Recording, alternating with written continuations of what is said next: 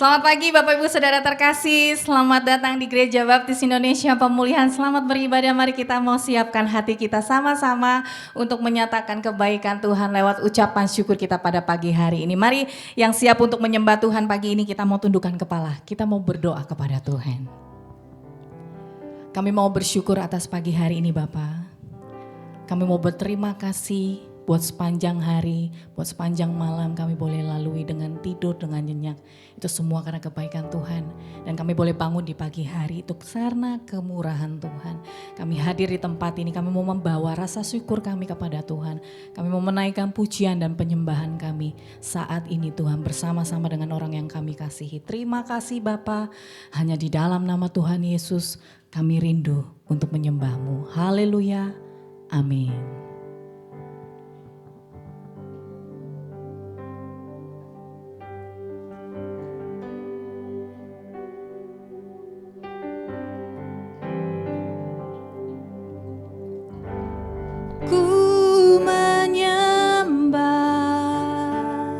Dalam kudus hadirat-Mu, hampiri tata kasih karunia-Mu Bapa.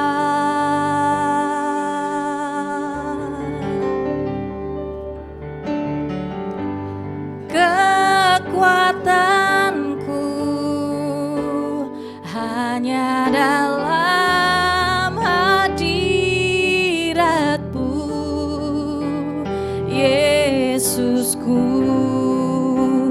hanya Kaulah segalanya.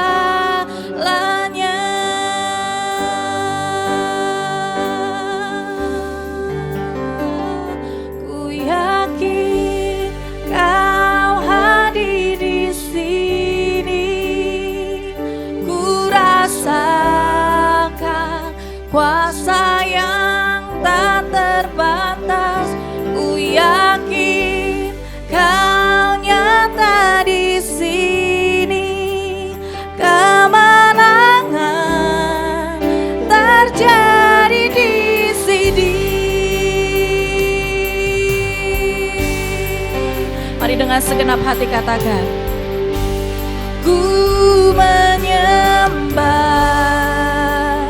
dalam kudus hadirat-Mu, hampiri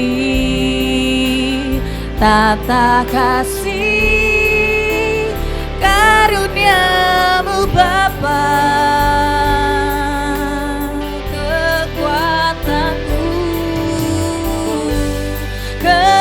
Kekuatanku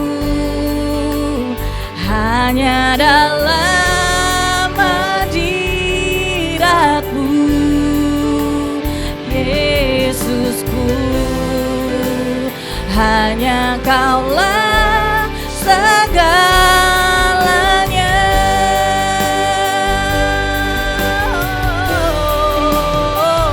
Ku yakin Kau hadir di sini, ku rasakan kuasa yang tak terbatas.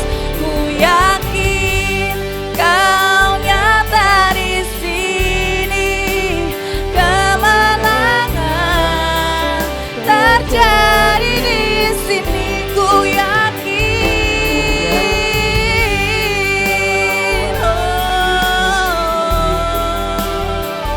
ku rasakan kuasa yang tak terbatas. Ku yakin Kau nyata di sini, kemenangan terjadi di sini. Katakan segenap jiwaku, segenap jiwaku memuji-Mu. Sungguh besar, sungguh besar Kau Yesus, segenap hatiku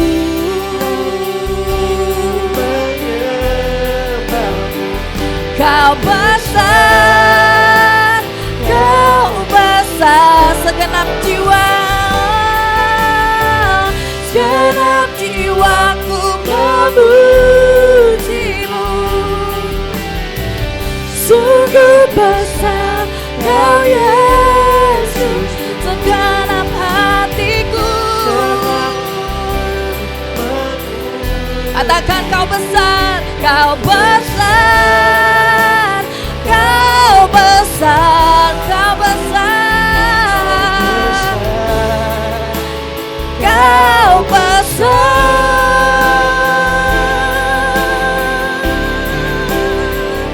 Ku yakin Kau hadir di sini. Katakan, ku rasakan kuasa yang tak terbatas. Ku yakin Kau nyata di sini. Kemenangan terjadi dengan segenap hati. Katakan, ku yakin.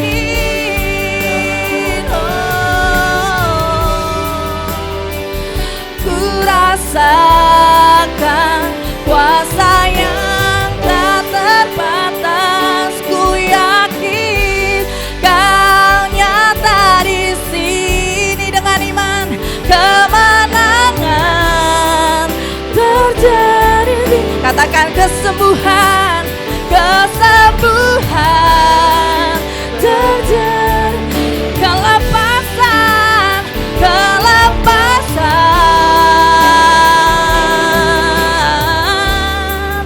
terjadi di sini. Berikan tepuk tangan yang meriah buat Tuhan kita. Sungguh kami bersyukur dan percaya ketika kami menyembah Tuhan.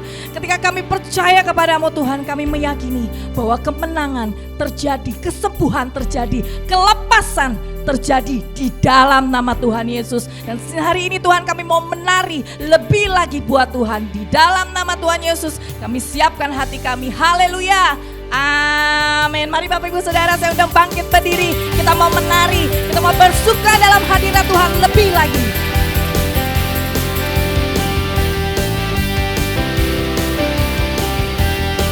Dengan iman katakan, ku diberi kuasa dari Raja mulia, menaklukkan musuh di bawah kakiku. Katakan, ku pakai kuasa dari Raja mulia. Bila Allah ada bersamaku, siapa jadi lawanku? Sungguh besar Kau Tuhanku, Engkau perisai hidupku. Ku berdiri dengan iman, iman dalam Yesus Tuhan. Kau yang memberi kemenangan, ku bersorak merayakan. Dan pujilah Engkau Raja segala raja.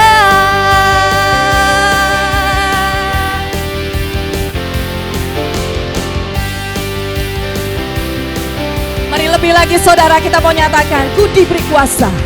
Ku diberi kuasa dari Raja mulia, menaklukkan musuh. Katakan, amin.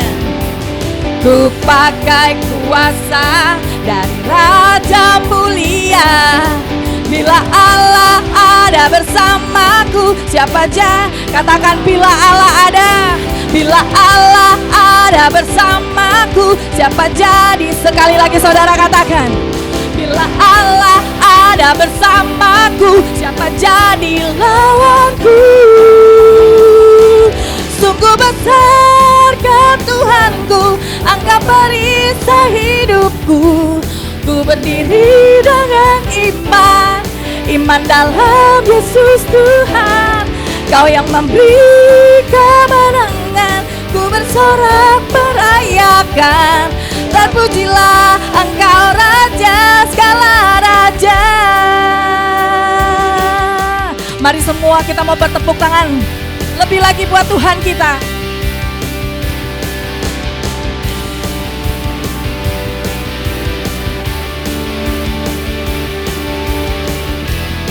Katakan, sungguh besar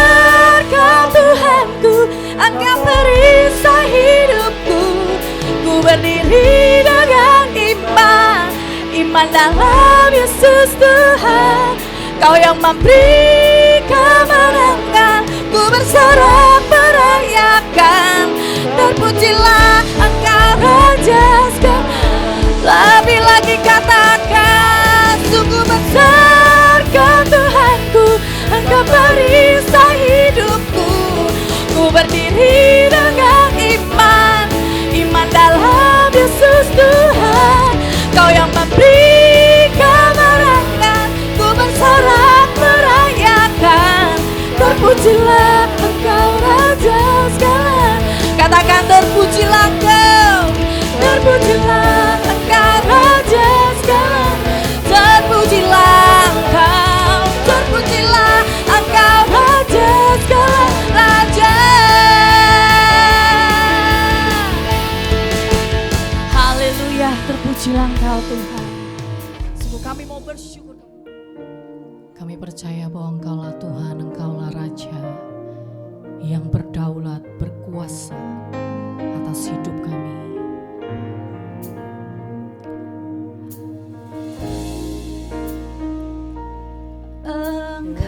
Engkaulah Tuhan, Engkaulah Raja,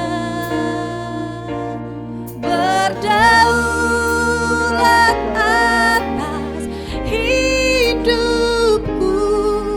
Ku berserah penuh. Angkat suaramu, katakan Engkaulah Tuhan, Engkaulah Raja, berdaulat atas hidupku. Ku berserah penuh.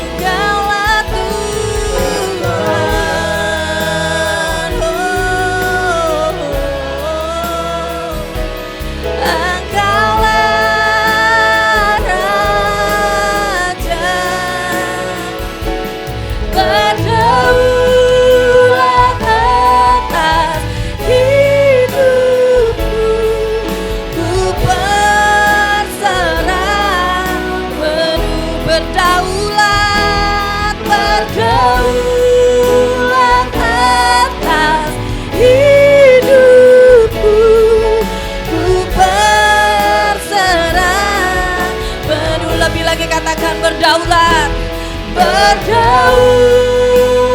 atas hidupku.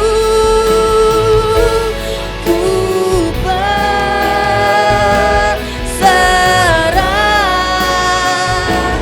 penuh.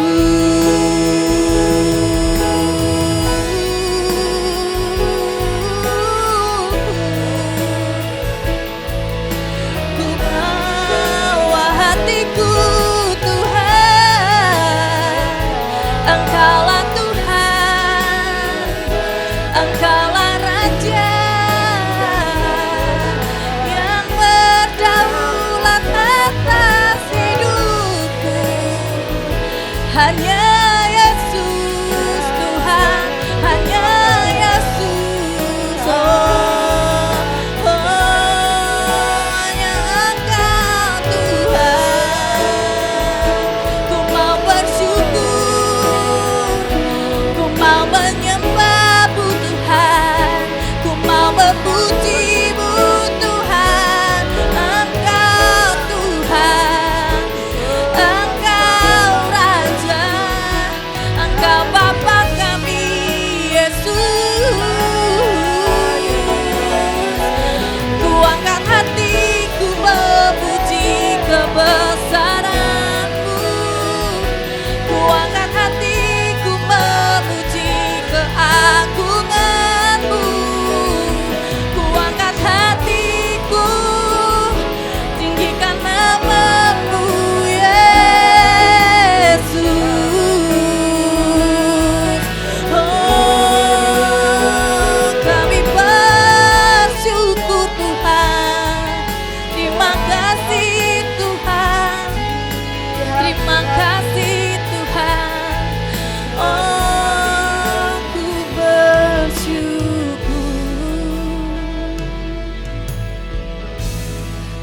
Padamu Tuhan dan Rajaku,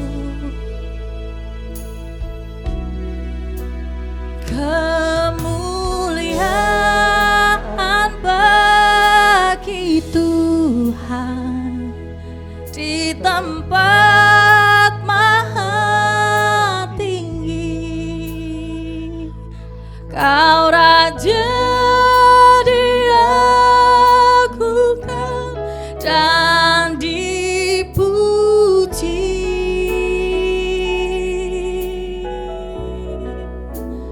Datanglah kerajaanmu, jadilah kehendakmu. Amin. Seluruh bumi penuh kemuliaan-Mu. Katakan, kemuliaan bagi Tuhan, kemuliaan bagi Tuhan di tempat maha tinggi. Kau Raja diagungkan dan dipuji.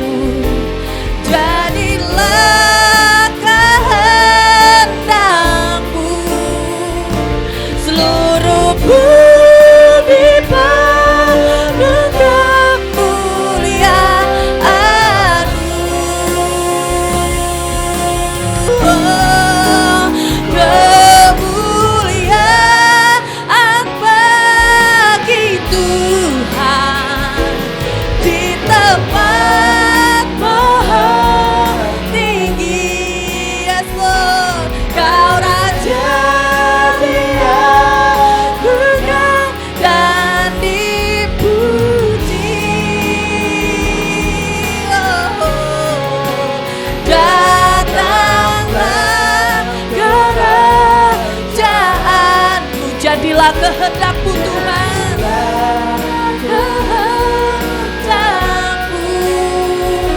Seluruh bumi penuh kemuliaan.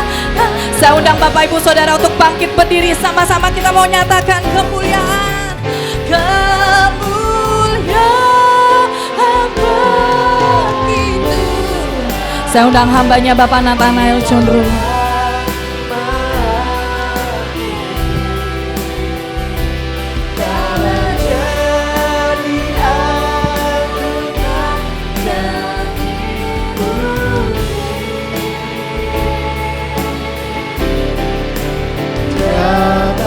Datanglah kerajaanmu, jadilah kehendak-Mu. Seluruh bumi penuh kemuliaan-Mu. Seluruh bumi penuh kemuliaan-Mu.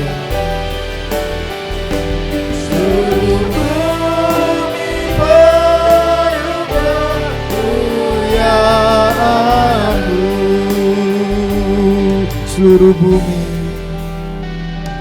seluruh bumi penuh kemuliaan-Mu.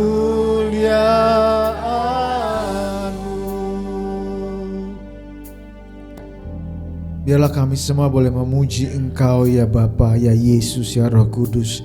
Biarlah seluruh bumi ini boleh bersorak-sorak mengakui keagungan nama-Mu Tuhan. Dan saat ini Tuhan, kami siap untuk mendengarkan firman-Mu. Kiranya Roh Kudus sendiri yang mengurapi kami semua, baik hamba yang menyampaikan, baik jemaat yang mendengarkan, agar kami semua Tuhan boleh bertumbuh di dalam kebenaran yang Kau kehendaki. Kami juga serahkan anak-anak yang akan berpisah dari ruang ibadah ini. Mereka akan beribadah dengan cara mereka. Kiranya Engkau berkati mereka Tuhan. Biarlah mereka boleh mengerti cinta kasih Yesus Kristus sejak usia dini ini, sehingga mereka boleh bertumbuh di dalam kebenaran Yesus Kristus. Terima kasih Bapa, di dalam nama-Mu kami berucap syukur. Amin. Shalom. Silakan duduk Bapak Ibu sekalian.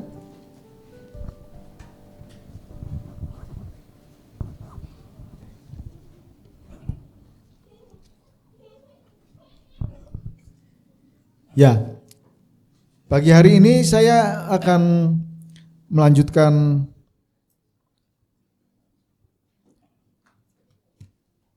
pembahasan dari kitab Yohanes 8 ayat 31 sampai 36. Jika minggu lalu kita baru membahas hanya 2 ayat saja, ayat 31 sampai 32, hari ini kita akan kembali meneruskan pembahasannya dari ayat 33 sampai 36. Seperti itu ya. Minggu lalu kita sama-sama sudah mengetahui dan sudah belajar bagaimana kebenaran yang memerdekakan. Nah, dalam kebenaran yang memerdekakan itu kita mengerti perbedaan kata antara oida yang hanya mengetahui dan ginosko yang artinya mengenal, yang membutuhkan sebuah relasi yang terus-menerus dengan Sang Firman, Sang kebenaran. Nah, di dalam Sang Firman yang kita akui, Yesus Kristus yang adalah Logos yang menjadi manusia itu, dia memiliki rema. Rema itu sebuah perkataan yang secara spesifik untuk menuntun hidup kita hari demi hari. Nah, rema ini akan semakin kuat ketika Roh Kudus hadir di dalam hidup kita. Sehingga kebenaran yang kita miliki di dalam Yesus Kristus itu yang akan memerdekakan kita. Ya, jadi kita menjadi orang percaya tidak sekedar oida aletheia, gitu ya, bahasanya oida aletheia itu ini kayak bahasa Batak lihat kedengerannya ya, padahal bukan, ini bahasa Yunani. Ya, oida aletheia gitu ya. Artinya mengetahui kebenaran, berbeda dengan ginosko aletheia, mengenal kebenaran. Dan kata yang dipakai ketika Tuhan Yesus yang diterjemahkan dalam Alkitab kita, ketika engkau mengetahui kebenaran maka kebenaran itu akan membebaskan kamu. Mengetahui di situ sebetulnya adalah ginosko, mengenal. Nah, itu minggu lalu garis besarnya bahwa kebenaran yang memerdekakan. Hari ini kita akan meneruskan ayat 32 sampai 36 dengan saya berikan judul hanya Yesus yang memerdekakan. Kalau minggu lalu kebenaran yang memerdekakan, sekarang hanya Yesus yang memerdekakan. Mari kita sama-sama membaca kembali ayat Yohanes 8 ayat 31 sampai 36. Di layar semoga sudah bisa ditampilkan juga. Yohanes 8 ayat 31 sampai 36. Mari kita sama-sama membaca kembali ayat ini. Maka katanya kepada orang-orang Yahudi yang percaya kepadanya, jikalau kamu tetap dalam firman-Ku, kamu benar-benar adalah murid-Ku, dan kamu akan mengetahui kebenaran, dan kebenaran itu akan memerdekakan kamu. Jawab mereka, kami adalah keturunan Abraham dan tidak pernah menjadi hamba siapapun. Bagaimana engkau dapat berkata, kamu akan merdeka? Kata Yesus kepada mereka, aku berkata kepadamu, sesungguhnya setiap orang yang berbuat dosa adalah hamba dosa. Dan hamba tidak tetap tinggal dalam rumah, tetapi anak tetap tinggal dalam rumah. Jadi, apabila anak itu memerdekakan kamu, kamu pun benar-benar merdeka.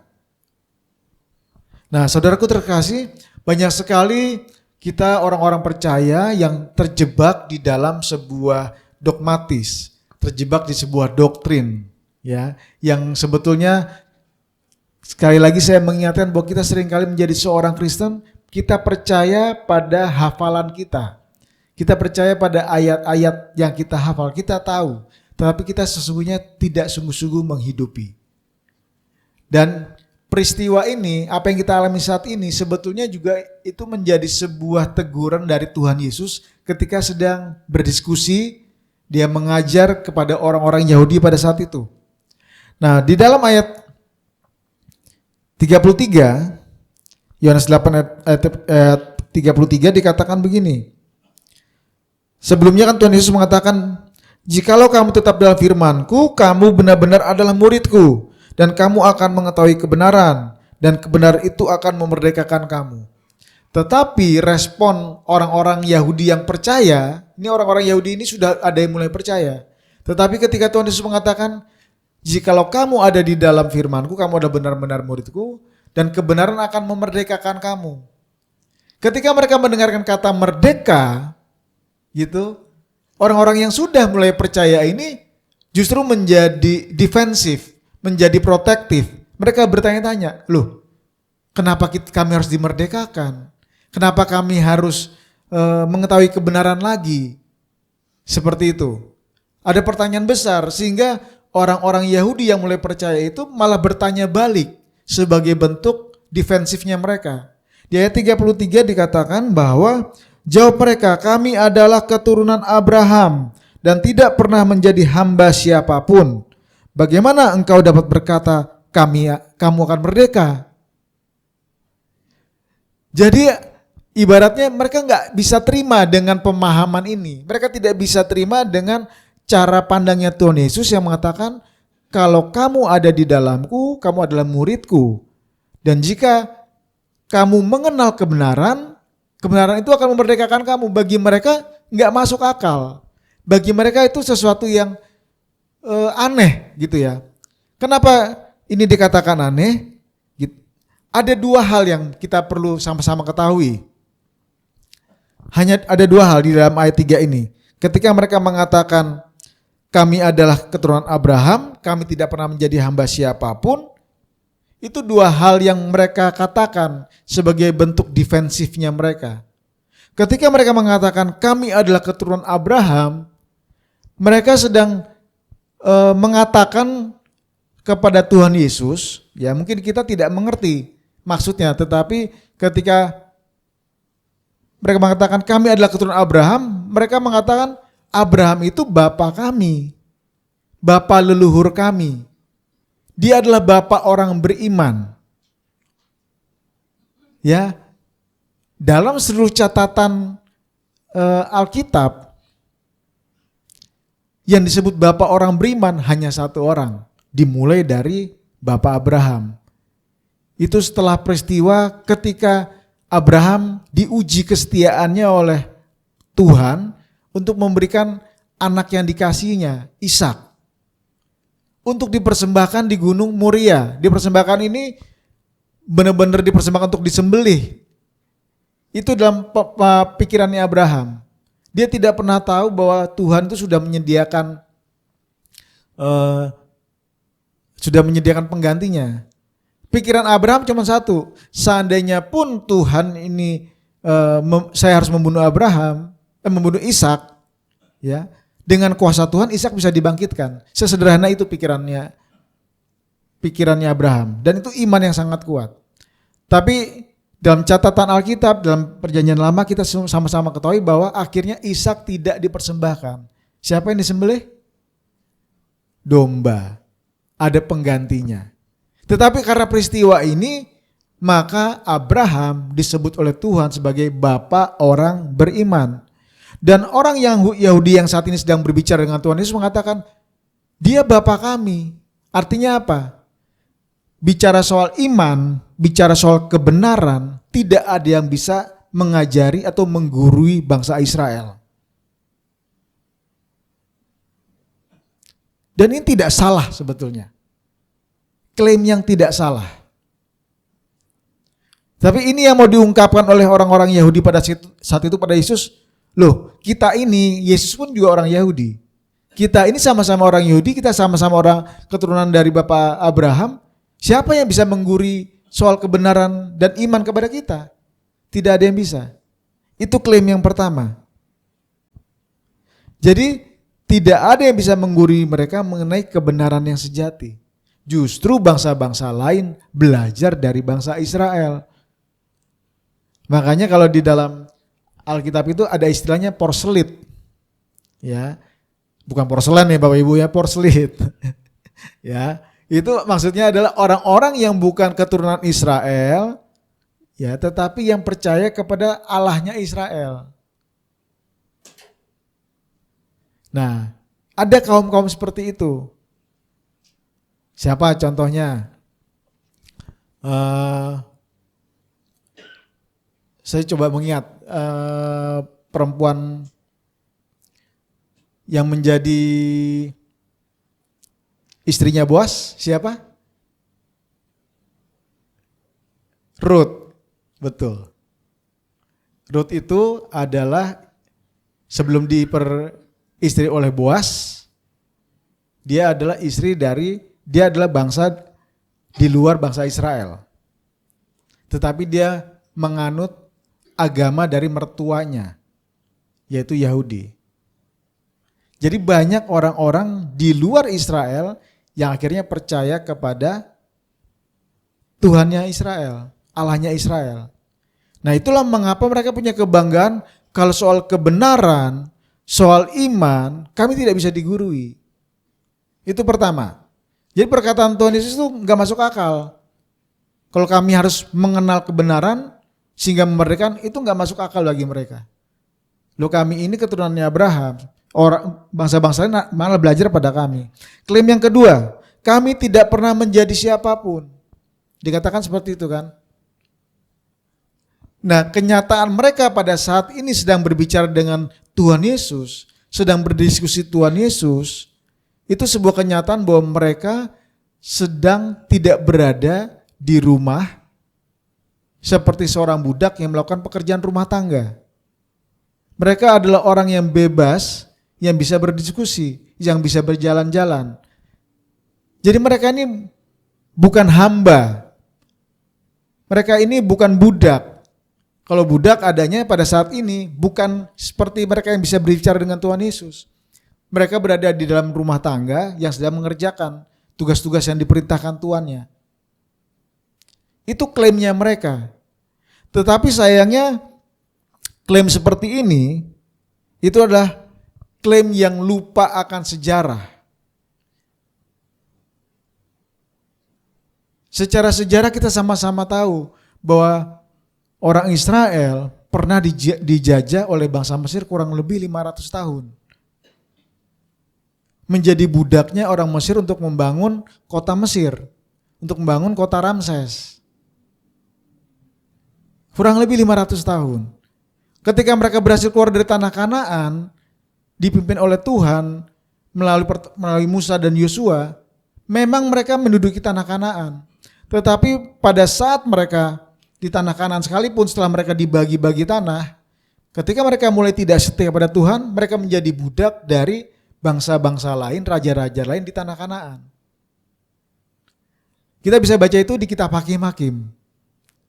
Lalu ketika mereka semakin tidak setia, kita lihat bagaimana cara Tuhan menghukum mereka dengan menjadikan mereka hamba dari bangsa lain. Ya, 10 suku ditawan ke Asyur, 2 suku ditawan ke Babel. Yang tawan ke Babel 70 tahun baru bisa kembali lagi ke tanah Kanaan itu. Bahkan pada saat mereka saat ini sedang berbicara dengan Tuhan Yesus adalah sebuah kenyataan mereka merupakan warga negara kedua. Karena saat itu merupakan penjajahannya bangsa Romawi. Jadi orang-orang Yahudi pada saat itu sebetulnya mereka adalah warga negara kelas 2. Warga negara kelas 1 adalah bangsa Roma. Jadi klaim bahwa kami tidak pernah jadi budak apapun dalam satu skop yang kecil, betul mereka berada di saat itu bersama Tuhan Yesus, bisa berbicara dengan Tuhan Yesus, betul. Tetapi mereka tidak bisa melihat skop yang lebih besarnya. Nah, itu amnesia sejarah istilahnya ya. Ya kalau Bung Karno dulu mengatakan jas merah, jangan melupakan sejarah. Gitu ya. Kan begitu. Nah, kita harus mengerti sejarah kita. Nah, bangsa Yahudi ini dia melupakan sejarahnya mereka. Mereka hanya melihat bahwa, aku di sini sama kamu loh Tuhan Yesus. Kita bukan hamba siapa-siapa. Kami bebas. Tetapi Tuhan Yesus ketika menanggapi defensifnya mereka, justru lebih tajam lagi, lebih dalam lagi. Kita perhatikan di dalam Yohanes 8 ayat 34. Yohanes 8 ayat 34 dikatakan, kata Yesus kepada mereka, aku berkata kepadamu, sesungguhnya setiap orang yang berbuat dosa adalah hamba dosa. Ketika orang-orang Yahudi yang tadinya mulai percaya tetapi punya perasaan defensif karena tersinggung, mereka belum merdeka dan bahkan mereka dianggap sebagai seorang hamba, ya. Lalu memunculkan perkataan tadi, kami ini adalah keturunan Abraham, kami bukan hamba siapapun. Tuhan Yesus menekan lebih dalam lagi, tetapi dengan cara yang sederhana yang bisa dipahami. Dikatakan ayat 34 tadi, setiap orang yang berbuat dosa adalah hamba dosa. Langsung pada perbuatannya. Jangan bicara deh soal kemampuan teologi kamu. Jangan bicara deh soal pemahaman imanmu. Gak usah bicara itu. Perbuatanmu aja. Kalau perbuatanmu itu dosa, ya kamu hamba dosa. Jadi bagi Tuhan Yesus, tindakanmu itu mencerminkan imanmu. Tindakanmu itu mencerminkan bagaimana kamu mengenal siapa Tuhanmu. Apakah kamu hanya sekedar mengetahui, atau kamu hanya sekedar kamu mengenal standar atau mengenal lebih dalam, itu akan terlihat dari caramu bertindak, baik yang kelihatan maupun tidak kelihatan.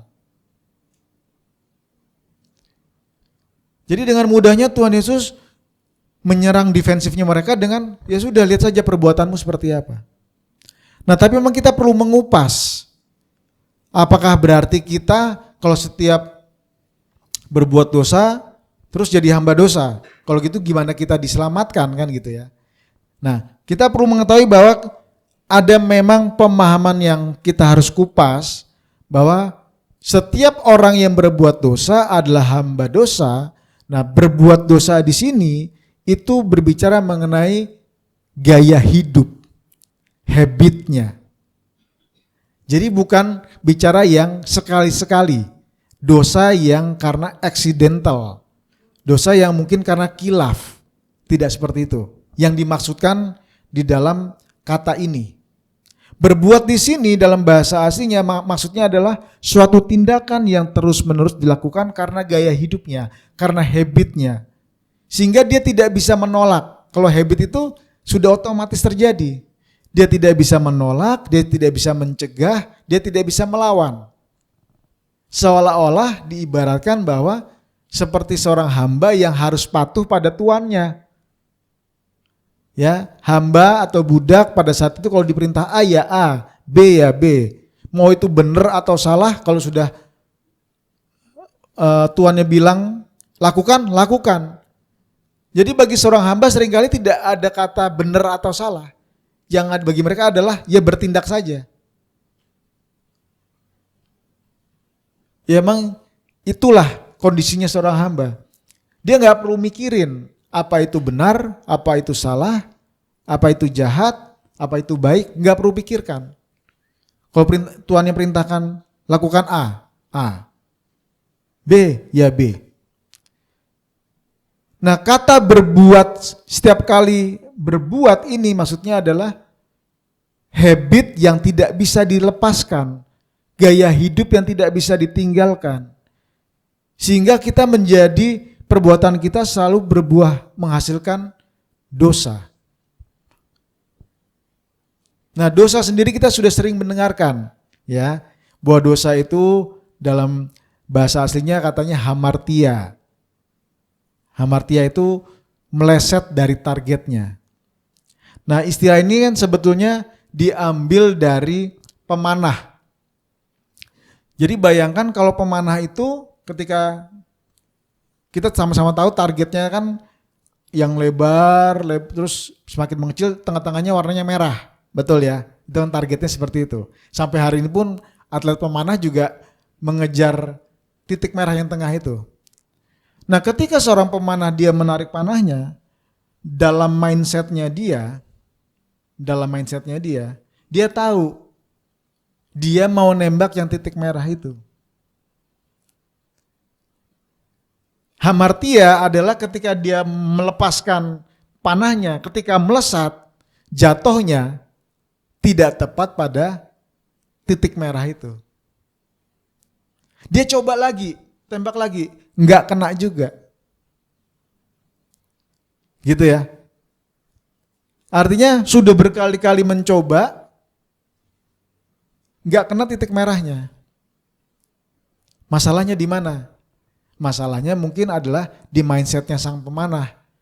Karena dia mungkin posisinya selalu sama. Dia tidak pernah mencoba memindahkan posisinya.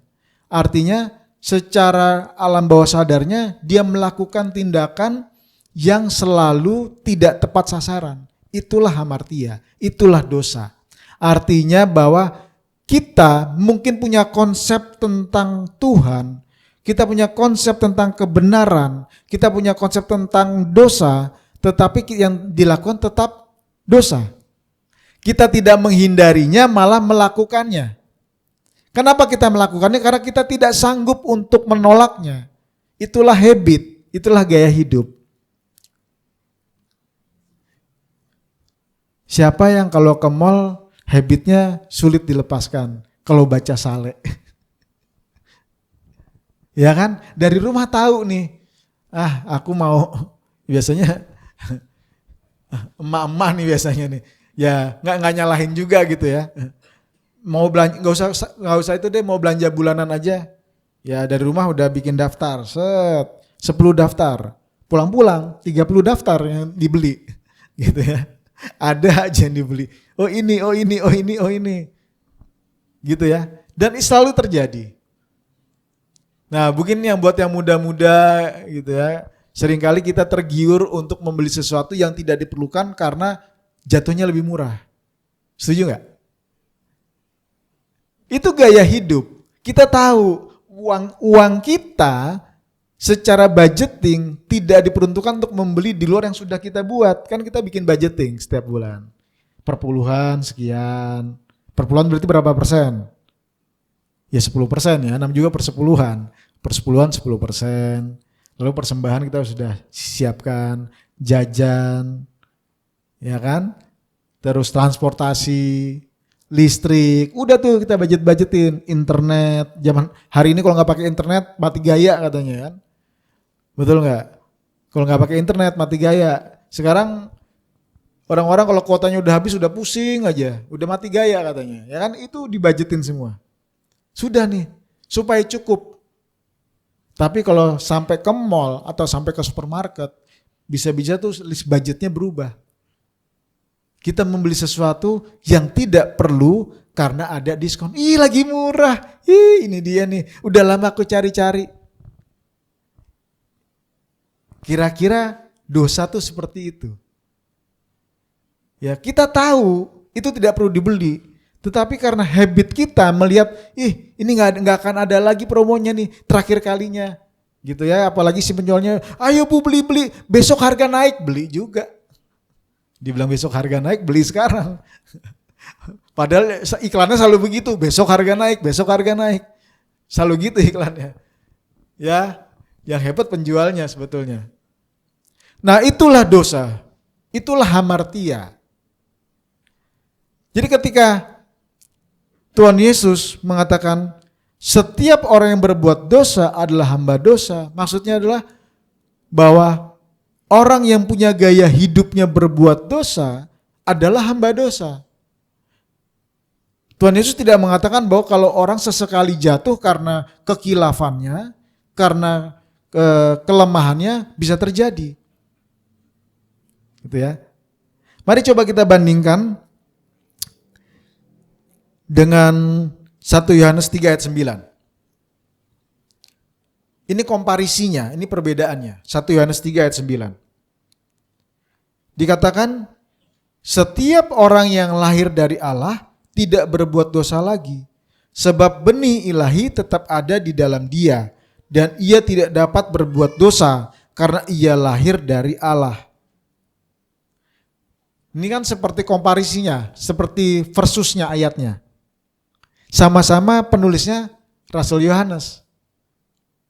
Ya, di dalam 1 Yohanes 3 ayat 9. Setiap orang yang lahir dari Allah tidak berbuat dosa lagi, sebab benih ilahi tetap ada di dalam dia, dan ia tidak dapat berbuat dosa karena ia lahir dari Allah.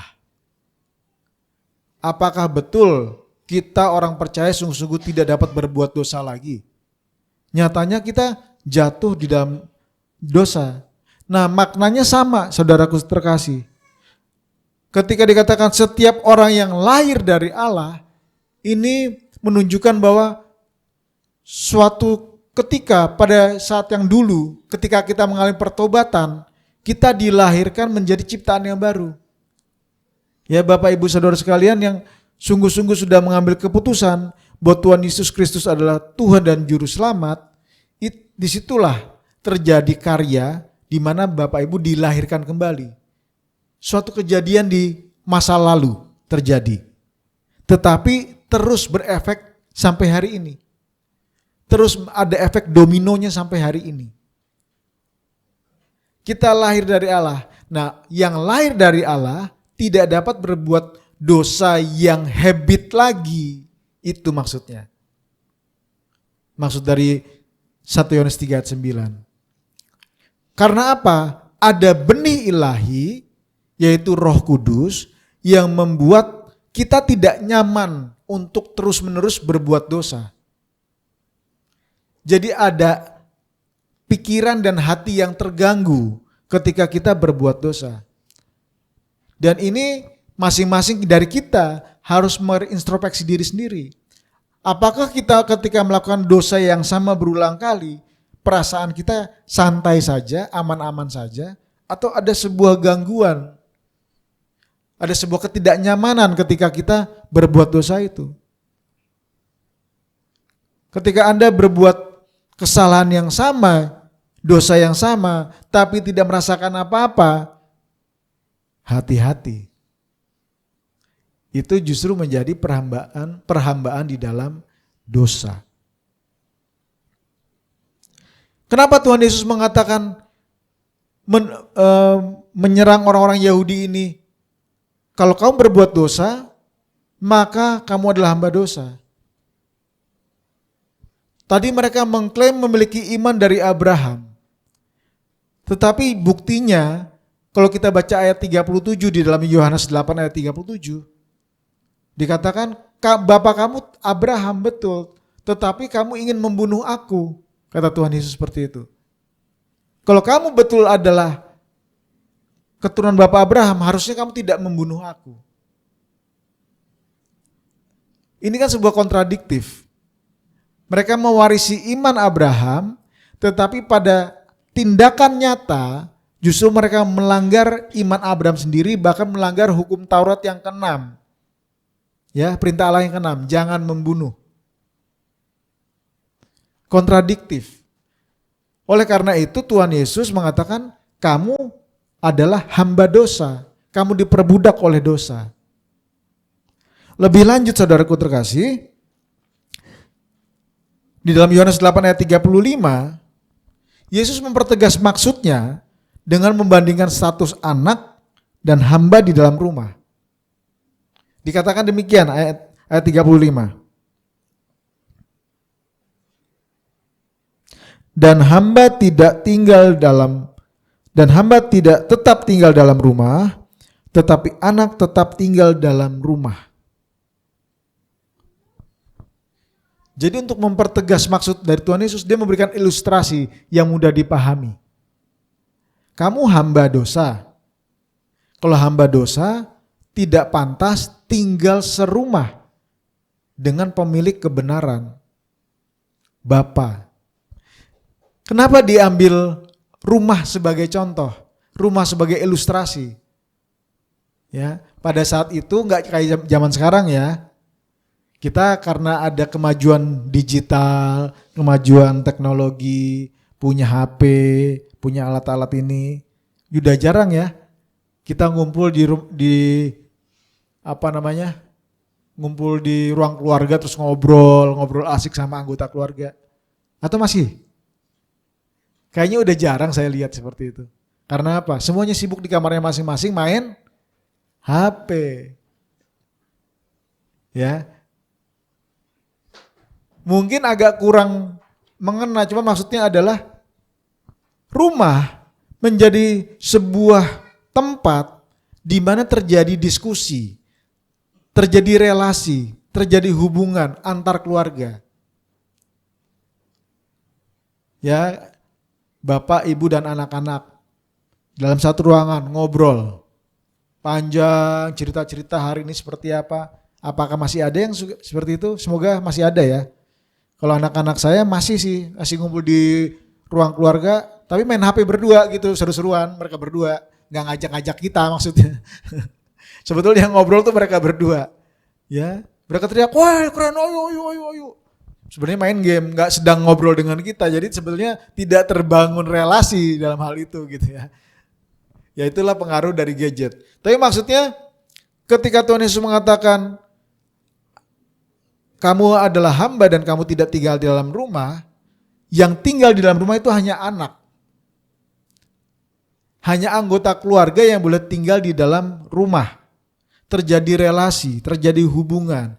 Sampai-sampai rahasia satu sama lainnya bisa diketahui. Berapa banyak dari bapak-bapak, ibu-ibu yang punya anak, tapi tahu kisah cintanya anak-anaknya, ayo. Ada yang tahu nggak? Ibu-ibu, bapak-bapak, ada yang tahu nggak kisah cintanya? Gitu. Saya salah satu yang ketinggalan kisah cintanya anak-anak saya.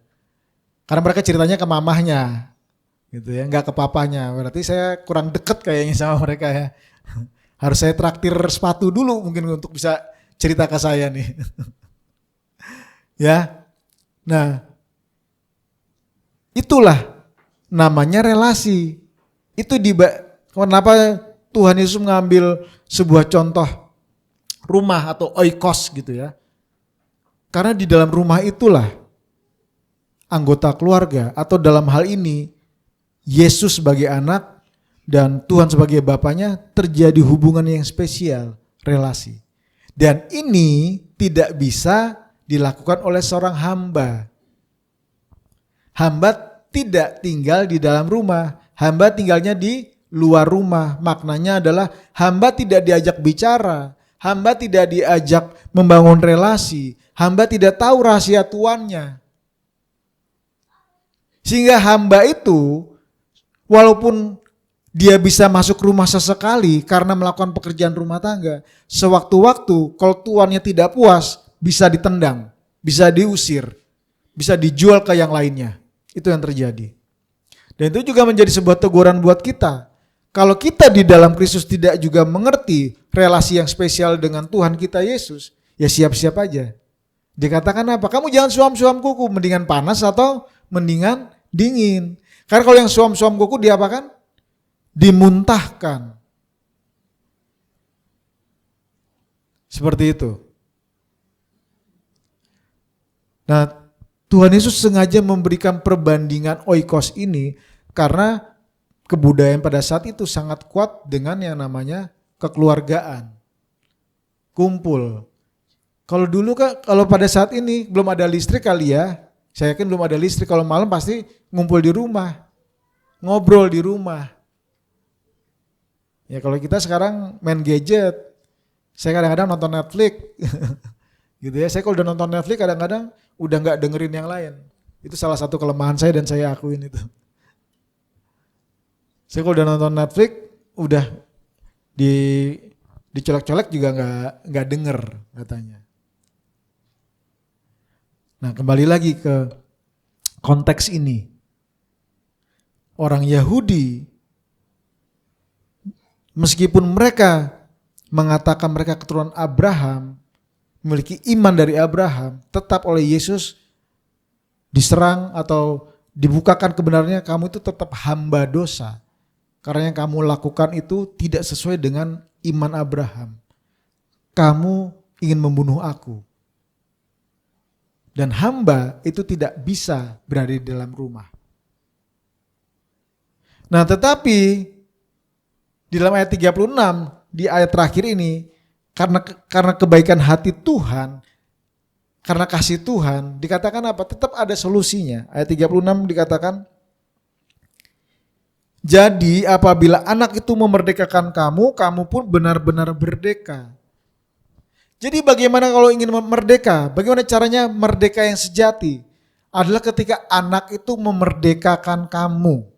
Dan ini adalah klaim yang sangat luar biasa, keras dan tegas, dan sekaligus berisiko. Ketika Tuhan Yesus mengatakan, jika kamu ingin merdeka, anak yang bisa memerdekakan. Artinya Yesus mengklaim dirinya sendiri sebagai anak dari Bapanya. Maksudnya dia adalah anak yang dikasih dari Tuhan. Dan ini sebuah klaim yang luar biasa. Makanya ketika Tuhan Yesus mencoba beberapa kali mengatakan dia dan Bapanya adalah satu, banyak orang Yahudi tidak bisa terima dan ingin membunuh Tuhan Yesus kan. Dan ini dilakukan lagi oleh Tuhan Yesus. Dia mengklaim dia adalah anak yang dapat memerdekakan. Coba kita bandingkan ya di dalam ayat 32 dikatakan kamu akan mengetahui kebenaran dan kebenaran itu akan memerdekakan kamu. Kebenaran itu akan memerdekakan kamu. Itu ayat 32. Ayat 36.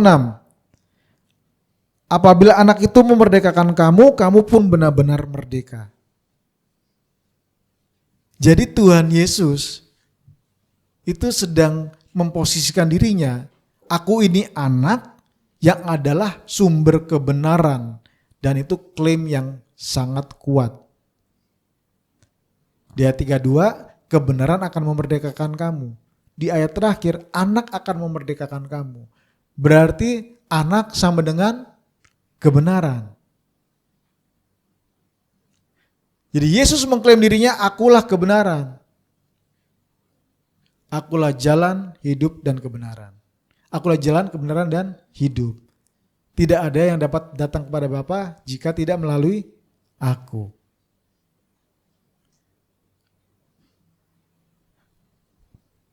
Dan hanya melalui Yesus saja, maka kita benar-benar merdeka. Ini adalah inti dari keseluruhan perikop ini. Bahwa kemerdekaan yang sejati itu bukan masalah harta warisan, bukan masalah status, bukan masalah kamu anak keberapa, kamu punya apa, tetapi bagaimana kita sungguh-sungguh mengalami kebebasan oleh kebenaran Yesus.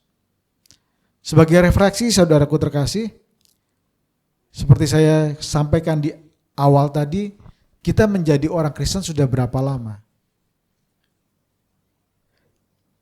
Setidaknya ada 3 hal yang menjadi refleksi kita. Seringkali agama ini menjadi jebakan. Kita mewarisi agama dari orang tua kita yang berlabel Kristen. Kita disuruh menghafal ayat.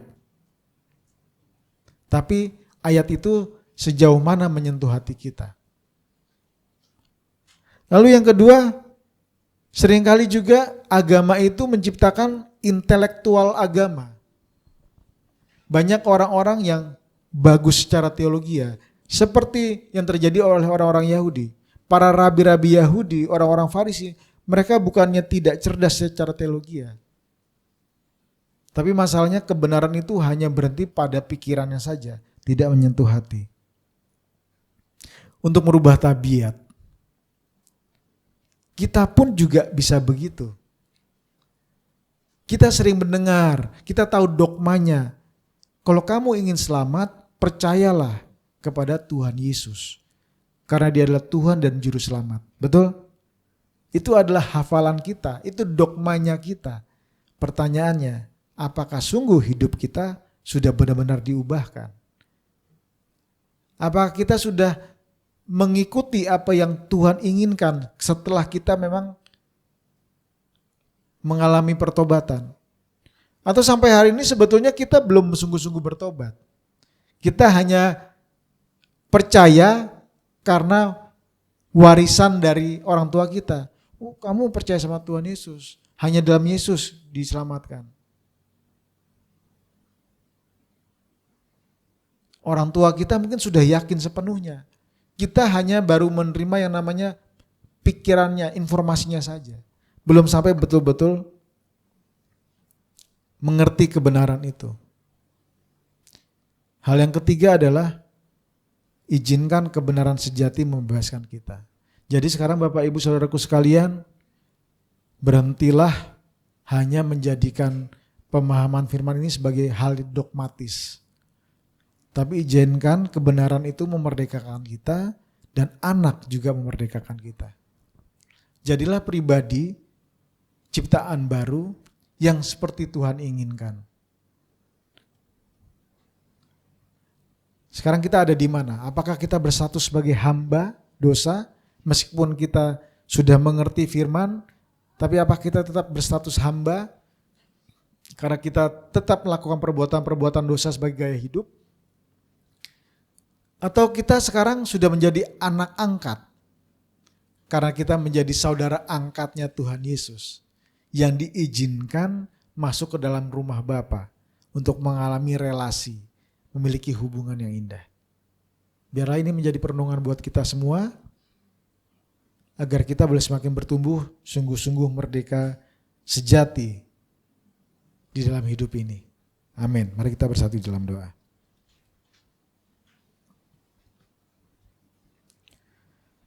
Bapa di surga, kami serahkan firman-Mu yang sudah disampaikan ini.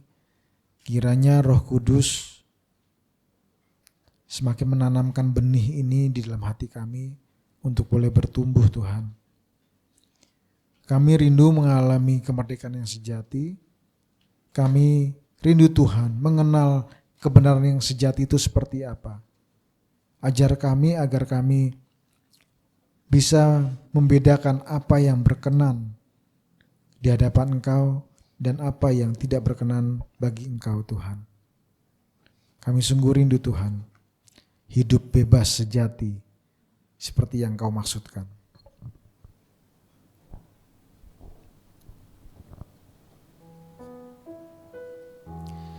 Mari saudaraku terkasih, melalui pujian ini kita sama-sama menyatakan kepada Tuhan Yesus, menyatakan kepada Allah kita akui bahwa penebusannya bukanlah barang murahan, bahwa penebusannya bukan sesuatu yang bisa semua orang lakukan, hanya Yesus saja yang sanggup melakukannya.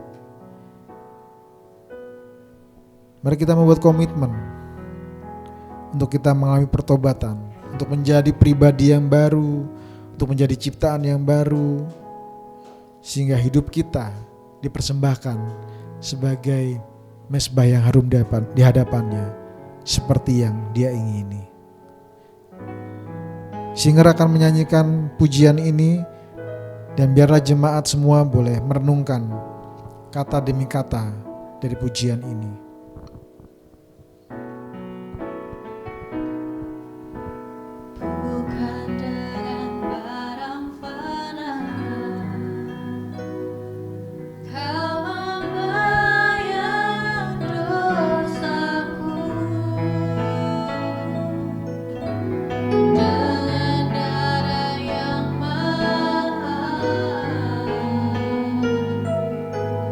Tiada noda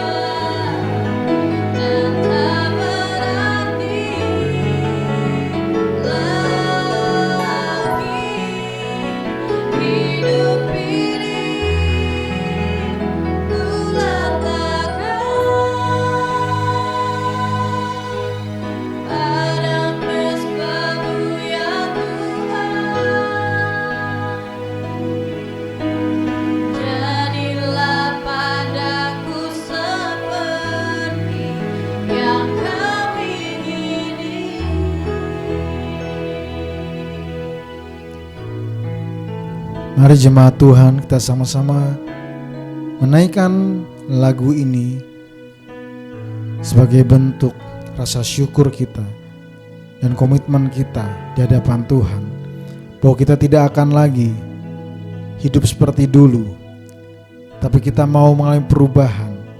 Gaya hidup kita adalah gaya hidup di dalam kebenaran, karena ada benih Roh Kudus dalam diri kita. Mari saudaraku terkasih, nyatakan dengan kesungguhan hati kita bahwa kita rindu untuk bertobat. Bukan dengan barang fana Kau membayar dosaku, dengan darah yang mahal, tiada noda dan celah. Bukan dengan emas perak Kau menebus diriku, oleh segenap kasih dan pengorbananmu, ku telah mati dan tinggalkan cara hidupku yang lama. Semuanya sia-sia dan tak berarti lagi. Hidup ini ku letakkan pada mezbah-Mu ya Tuhan. Jadilah padaku seperti yang Kau ingini. Ku telah mati dan tinggalkan, ku telah mati dan tinggalkan cara hidupku yang lama. Semuanya sia-sia dan tak berarti lagi. Hidup ini ku letakkan pada mezbah-Mu ya Tuhan. Jadilah padaku seperti yang Kau ingini. Jadilah padaku seperti yang Kau ingini. Kami mau ngambil komitmen kami di hadapan Engkau Tuhan, sebagai pribadi-pribadi yang sudah lahir baru. Kami mau meninggalkan kehidupan lama kami, gaya hidup kami yang telah mengecewakan Engkau. Biarlah kami boleh sungguh-sungguh Tuhan berjalan di dalam kebenaran-Mu, mengenal kebenaran-Mu sungguh dalam, sehingga kami boleh diberitahu rahasia-rahasia akan Engkau Tuhan, akan kebenaran-Mu. Bebaskanlah hidup kami, merdekakanlah kami dengan kebenaran yang sejati. Terima kasih Tuhan. Kiranya kasih Allah Bapa dan kasih Kristus Yesus dan persekutuannya dengan Roh Kudus akan menyertai kita mulai hari ini, setiap hari, sampai selama-lamanya, sampai Tuhan Yesus memanggil kita kembali. Amin.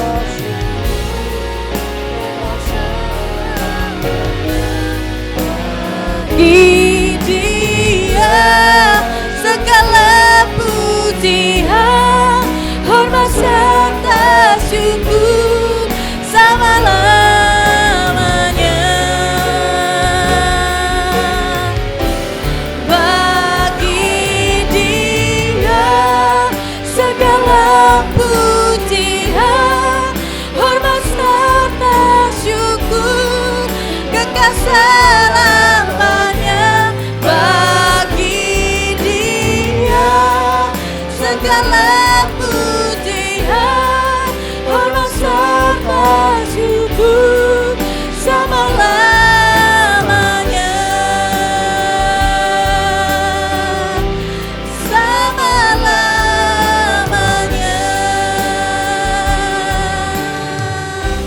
Selama-lamanya.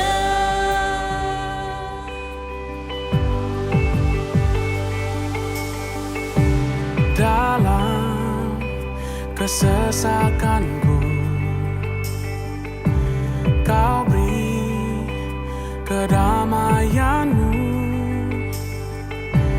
Dalam keraguan ku temukan wajah-Mu.